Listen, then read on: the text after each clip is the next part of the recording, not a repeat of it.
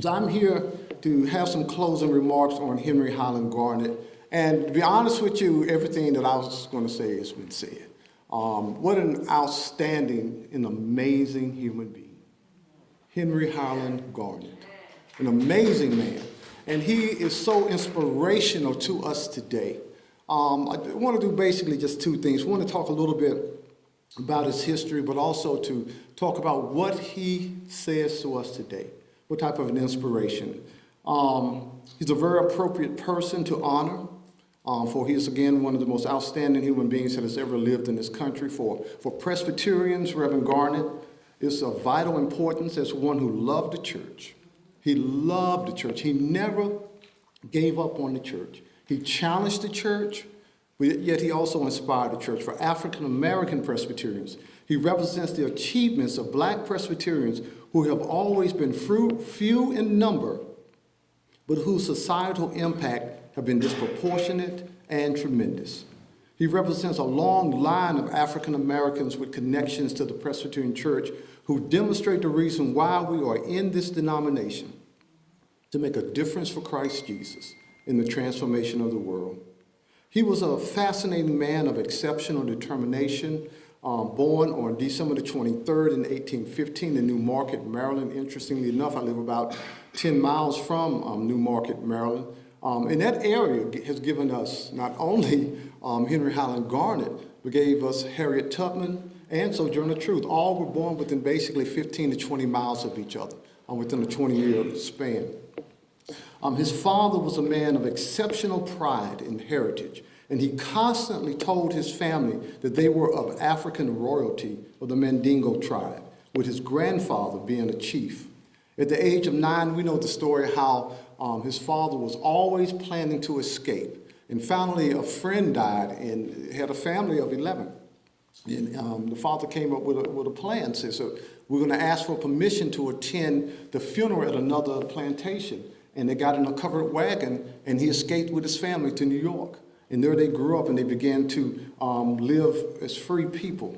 And we know that Henry went to the Free African School in Troy, New York, and basically while he was there, the family was impoverished, and so he had to leave school and to go out and find a job. And he began to work on sailing ships at about 13 or 14 years of age, and he sailed to Cuba on 2 occasions. And on one occasion, when he got back, his family had been kidnapped. And we know the story of the Fugitive Slave Act and how slave captures, the movie 12 Years a Slave. Anyone who was black, who was free in Pennsylvania or in New York, your life was in jeopardy. Just because you were free did not mean that someone could not claim whether you were an escaped slave or not, that you were someone's property, and take you back to the South. And that's what, again, the movie, The 12 Years a Slave. And that's what happened to his family. His mother, father, and sister, and he loved his sister dearly, were kidnapped back into slavery, and it had an immeasurable impact upon him.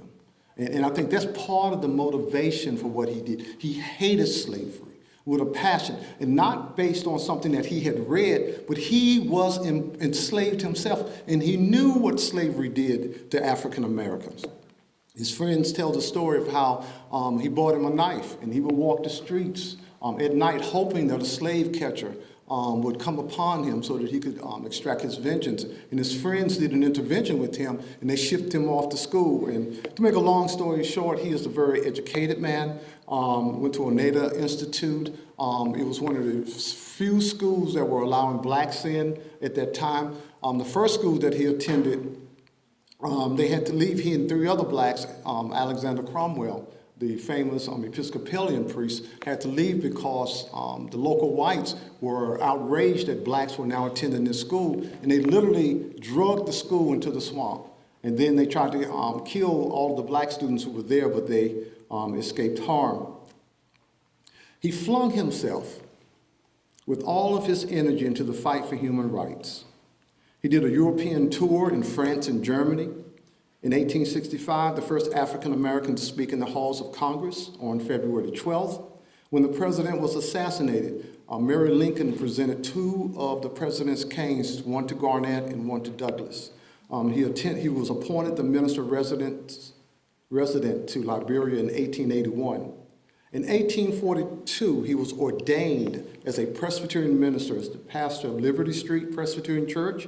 In 1855, he became the pastor of Shiloh Presbyterian Church in New York City. He left there to pastor 15th Street Presbyterian Church in Washington, D.C., and he came into Pittsburgh and served as the pastor of Grace Memorial Presbyterian Church, and he even served as a missionary in Jamaica. Garnet is such an influential individual that he has influenced many of our leaders, even though I read one article that says that he does not get the recognition that he deserved. He was a predecessor to Martin Luther King Jr.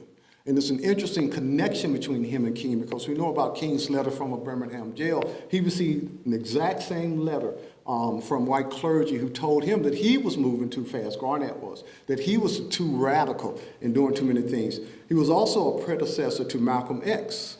Before Malcolm Little was born, and Malcolm X said that freedom would be achieved, quote, by any means necessary, Garnet used his speech to the enslaved that it was their, quote, solemn and empirical duty to use every means, both moral, intellectual, and physical, that promises success.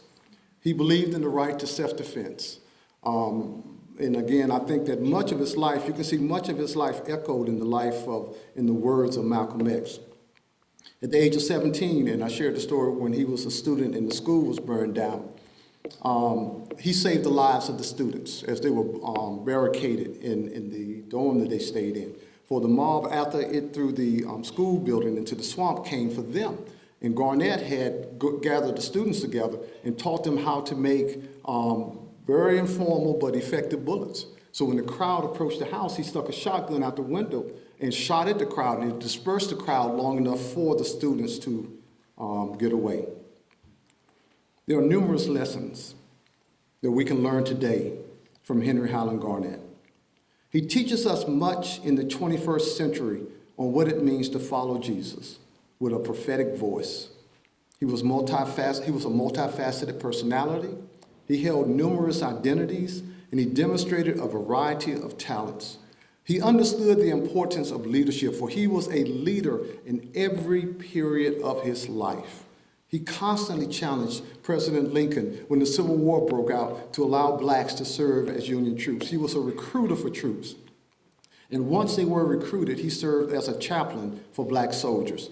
And as it has been said, he never gave up.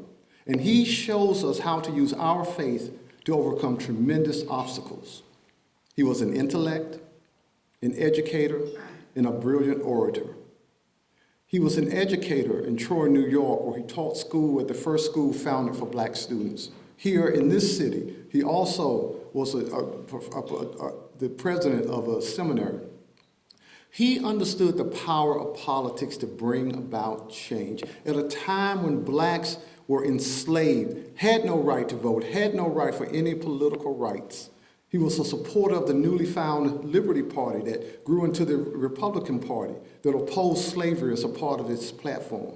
Again, he was the first African American to speak in the halls of Congress, and he understood the importance of acquiring the right to vote. And he, more than anything else, he understood the power of faith. He was a minister of the gospel of Christ Jesus, and much of what he did was based on his faith. He said that it was a moral obligation for Christians to be engaged in the fight for justice. That it was a part of our duty that we could not stand back while others were being oppressed. And I close with this interesting part of his relationship with other black abolitionists and black fighters of that day. Brother didn't play. He did not mince words. He said what was on his mind. As a matter of fact, he thought Frederick Douglass was soft. He would challenge Frederick Douglass every chance that he got. As a matter of fact, they were what might have been called arch enemies, because many of the positions that Garnet stood up for, Douglass opposed. But at his funeral, when Garnet died, Douglass attended his funeral and said that he was a man of passion. He stood for what he believed in, but he spoke his mind. And I think the question was asked what motivated him. I think his life motivated him. The fact that he had endured so much suffering, so much tragedy, so much pain, and yet his faith sustained him because he believed that there was a God of justice who would have the last word in human affairs. He believed that God had not given up on him or his people, that God had not even given up on this country. He believed that individuals who profess faith in Jesus Christ have got to do something with that faith. It's not enough to say, I love Jesus. We've got to love each and every child that God has created in the image and likeness of God. He understood that. And he never gave up on the fight. He was always in the struggle, always in the struggle. And church, that is our challenge for today. We can't give up. We can't say, well, you know, I'm retired now, Reverend. I just want to enjoy the latter part of my life. We can't say, I've gotten too old now, Reverend. Let the young people do it. Now, these are things you told me, but I'm with you right now. I'm ready to retire too. But we've got to understand that God has a purpose for our lives in every period in our lives. We're never too old.